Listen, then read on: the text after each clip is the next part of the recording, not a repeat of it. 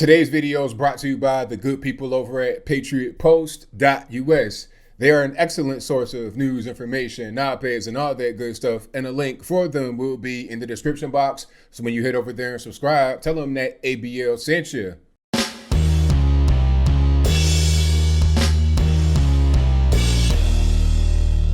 How's everybody doing? My name is Anthony Brian Logan, and today we got to talk yet again about the state of Virginia and their upcoming gun laws that are proposed by the governor, Ralph Northam. You know, the blackface guy, Ralph Northam, that same guy.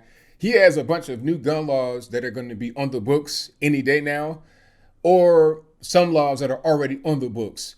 Now, there's a whole lot to get through here, a whole lot to quote unquote unpack, as the cool kids would say. But first, I got to give a shout out to Virginia Beach for becoming the most recent Second Amendment constitutional city. Now, what this means is that they will not spend any local money to enforce any new gun laws. But what it does not mean is they will defy local and national law as it relates to guns. If they were a sanctuary city for guns, then they would defy local and national laws when it comes to guns. That's not what's going on. But luckily, they won't spend any cash, any of their resources to enforce new gun laws. But different story, I digress. Let's get into the new gun laws that are proposed. And I think some may be on the books as of right now today. And today is Thursday, January the 9th, 2020. Now, these laws are crazy, so I'm going to just get through a few of them. I mean, you hear Northam talking about, oh, there's 8 pieces of legislation, but it's very hard to find all 8. Here are a few. The first one is the universal background check. Now, one thing about law in general is that a lot of it is kind of like it's squirmy language, what they call legalese. It's difficult to really understand what these laws mean unless you're a lawyer and you have that kind of information right at your fingertips. But basically, in order for you to get a new gun, you got to do a background check. Now, the issue here is, to what depth will the background check be? And what are they going to do with your information? There's a different law on the docket that could be passed very soon that will require registration of your firearm. So when you get a background check, is that an automatic way to put you on some kind of list to register your firearm? You know, and the problem with that is that when they really want to come confiscate, as of right now, they're saying they're not going to do it. We're not going to come door to door, take your guns. We won't call for your electricity. They're saying that right now. But in the future, there may be a quote unquote emergency where they may feel like they have to come to your home and take your guns away. It's easy for them to do that when they have a registry. They can just go straight to your house. Hey, we know you have some guns. You didn't report it stolen. You didn't report it sold. So we're going to come take that from you right now. What are you going to do? That's where this whole thing will end up. But we'll move on.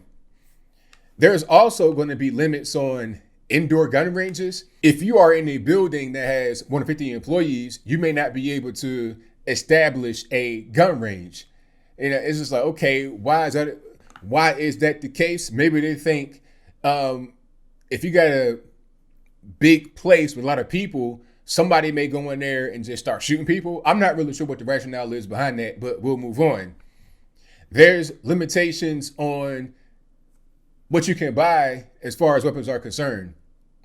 There's limitation on quote unquote assault weapons. Now, I don't know about you guys, but I've yet to really see anybody define what an assault weapon actually is. According to what I'm reading in these bills that have been proposed, SB 16 says that you are not able to have a magazine with more than 10 rounds. In a shotgun, you cannot have more than 7 rounds in the magazine or load it into it at any point in time. So, I mean, how many guns are going to have more than 10 rounds? Plenty. Even some of the smaller weapons, you can have a 22 pistol with more than 10 rounds in the mag. You might have 20 rounds in the mag on a 22 pistol. And I guess you can't have any drum mags or extended mags or anything like that. So maybe they classify a quote unquote assault weapon as one that has a magazine with more than 10 rounds, a shotgun with more than 7, or certain little attachments. They're definitely not going to have bump stocks. I think that's pretty much been done nationally. Pistol grips on the rifle, a lot of little things like that. Basically, your AR-15 won't be able to be sold anymore. from what I'm gathering. Maybe I'm wrong, but I'm probably right. I think that they want to make that be the key. Whether that be an AR-15 rifle with 223 or 5.56 ammunition, or an AR pistol with 9mm. I mean, I guess they're not really trying to differentiate between the two. They just want the big, quote unquote, scary looking weapons to be out of your hands. There's also going to be a limit on how many guns you can buy per month. 1 gun per month will be your new limit. Now, I've bought 2 guns in 1 day.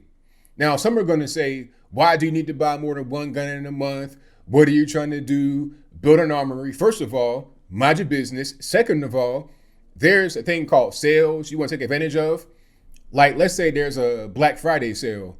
And at that moment, I just happen to be on the highway. I see a billboard that says, an hour away, here's a gun shop, 50% off, going out of business, this, that, and the third. Okay, I'm going to go over there and I'm going to stock up. If I can get a good shotgun, a good rifle, a good pistol, some equipment, whatever, I'm going to go ahead and get all of that, maybe at once, maybe to get a very good deal on it. Why not? I may have had my guns stolen and I need to replace them. Why can't I get more than 1 gun in a month? They're limiting what you can do with guns from a lot of different ways. Speaking of stolen weapons, if you don't report your gun stolen within 1 month, then you're going to be held liable potentially. Now, what does this mean for you? If your gun gets used in a robbery, a murder, or whatever, they're able to track the weapon down, trace ballistics, and trace it back to you through the registry, but different story. I digress. The point is that if they're able to say, hey, this gun was used in some kind of crime, it was stolen from your house, okay, whatever, you didn't tell us, so you may be responsible for a crime that somebody else does because they stole your weapon. Now, some are going to say, how do you not know if your gun has been stolen? I mean, you might not necessarily live in Virginia all the time. You might be away. Like, you might have a house in Virginia. Like, you guys know, I'm from Virginia, Virginia Beach area, okay? And I might have a house over there, but I may live over here in Tennessee. I may go back and forth. I may be gone for 2 months at a time, traveling, living over here, whatever the case. Then I go back and I realize, hey, the garage got broken into. Somebody stole the safe or whatever my gun was in. They cracked it and now they used it. But they want to blame you for that. I think the general idea here is to discourage you from having a gun at all, from having the gun to begin with, so you won't have to be liable for it if it is stolen. You see what I'm saying? That's pretty much what they want to do. There's also going to be a suppressor silencer ban. And this is a crazy one. I'm not really understanding what the rationale behind this is. People think that a silencer, which is really a suppressor, is like the movies. You put it on your pistol, and then when you shoot, it's like pew, pew, pew. You can't even really hear it. That's not really how it works. A suppressor, which is really what it's called, makes your loud gun less loud.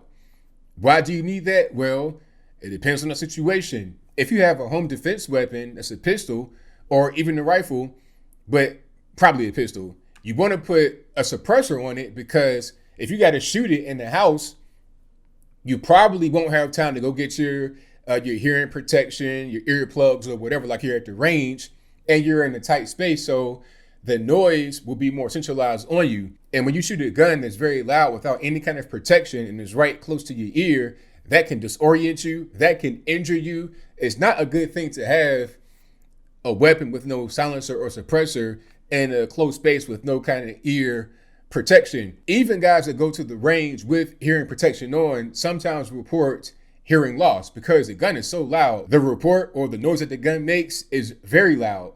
If you've not shot a gun, you really wouldn't understand. It's extremely loud. So that's the whole point of a suppressor, to make the very loud gun less loud so you're able to handle it without injuring yourself or becoming disoriented. And that's very important at a particular point in time we have on a home invasion. You want to be able to end the threat without putting yourself in jeopardy due to the loud noise of the gun messing your hearing up.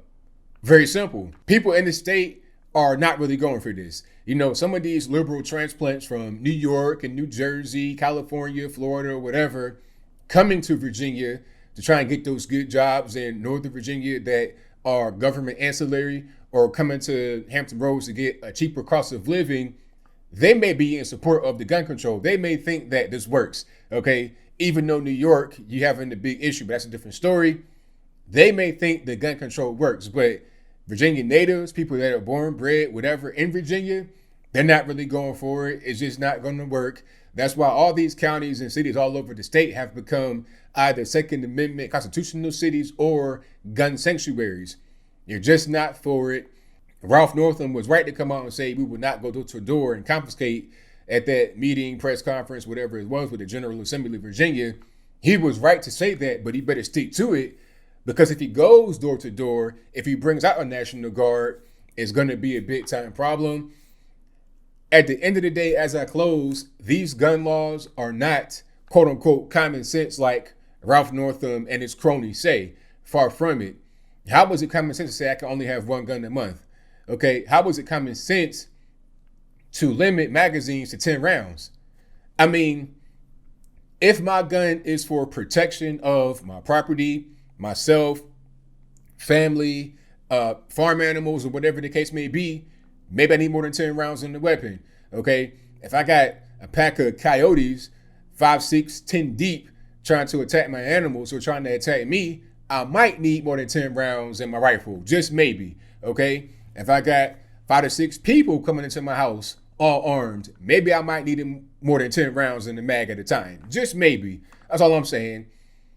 These laws are just a pathway to get into a tangled web of a bunch of different laws. Some may see the individual laws by themselves as not really that bad, kind of innocuous. When you put them all together, it creates this big tangled web of laws that is very hard to get through. It makes it more difficult for the average everyday person to be able to own the weapon, to be able to operate it, to be able to train with it, to be able to do anything with the weapon.